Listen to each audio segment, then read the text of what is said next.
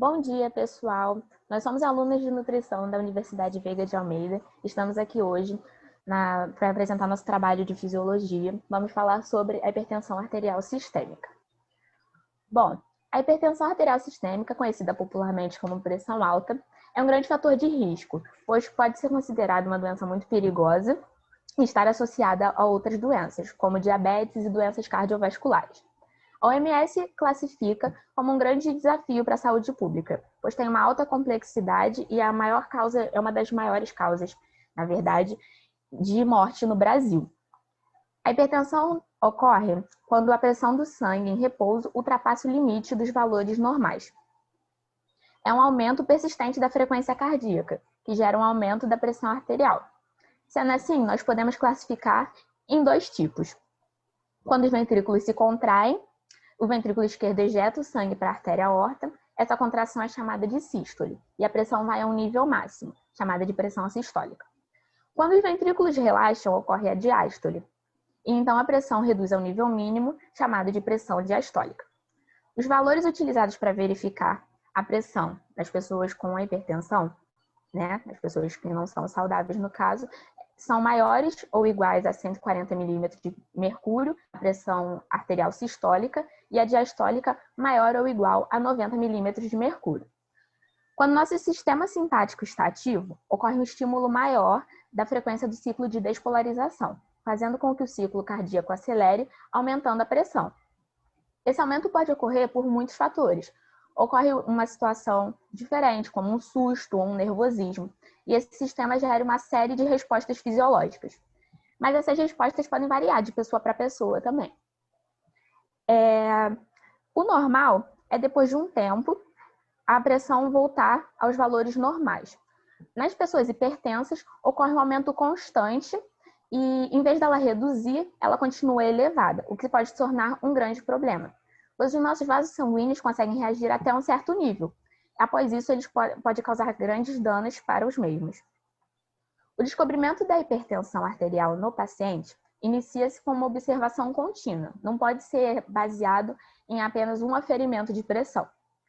Depois que essa doença é confirmada, ela é dividida em grupos, hipertensão primária e secundária, e tem que se analisar os possíveis prejuízos aos outros órgãos, como o coração, os rins, o cérebro, e também os possíveis problemas cardiovasculares, que são muito comuns. A hipertensão é uma doença muito comum nos idosos, porque com o envelhecimento ocorre uma perda da elasticidade que ocasiona uma maior resistência cardiovascular, prejudicando a circulação e aumentando os riscos da hipertensão. Mas a gente também analisa que atualmente tem se tornado muito comum entre os jovens e os adolescentes também, por ser uma doença que muitas vezes é assintomática e as pessoas acabam não percebendo.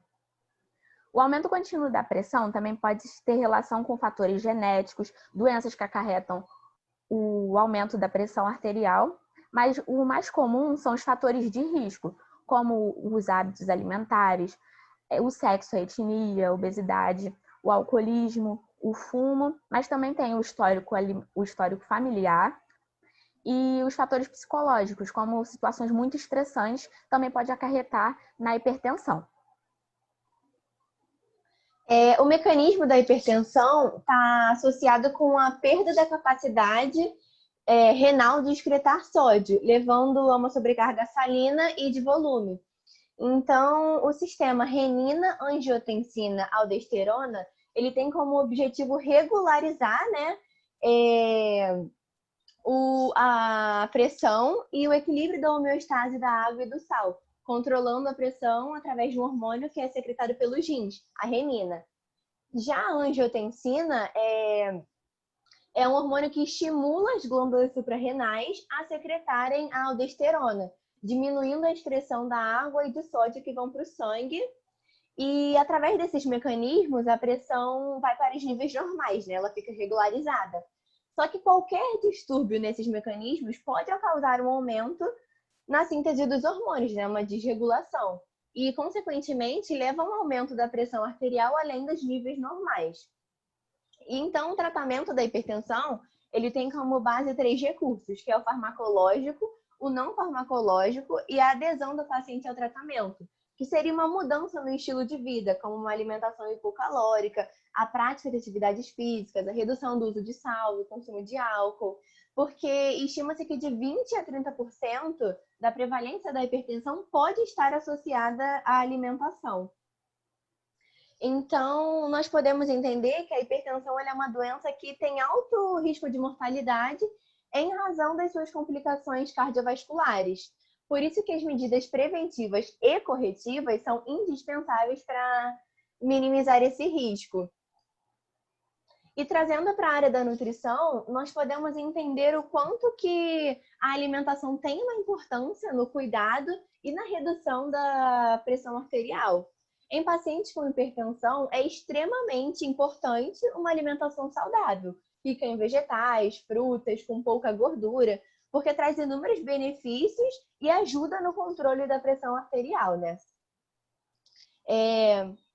Segundo a Sociedade Brasileira de Hipertensão Arterial, foi implantada uma dieta específica no tratamento da hipertensão. E essa dieta, essa dieta enfatiza, né, o aumento do consumo de frutas, vegetais, grãos e a redução da carne vermelha, de alimentos ricos em gordura, sal, açúcar.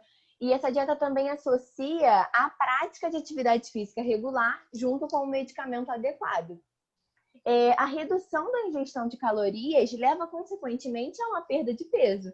E essa perda de peso está associada com a diminuição da pressão.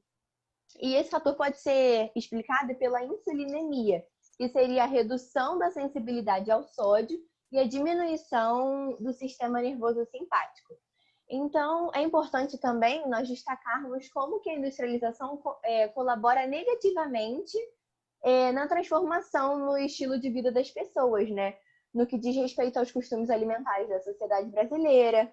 Cada vez mais tem surgido fast foods, com a jornada de trabalho extensa, pouco tempo para preparação, então isso afeta a qualidade do alimento, o seu valor nutricional e causa dificuldades em manter um controle, principalmente da população hipertensa.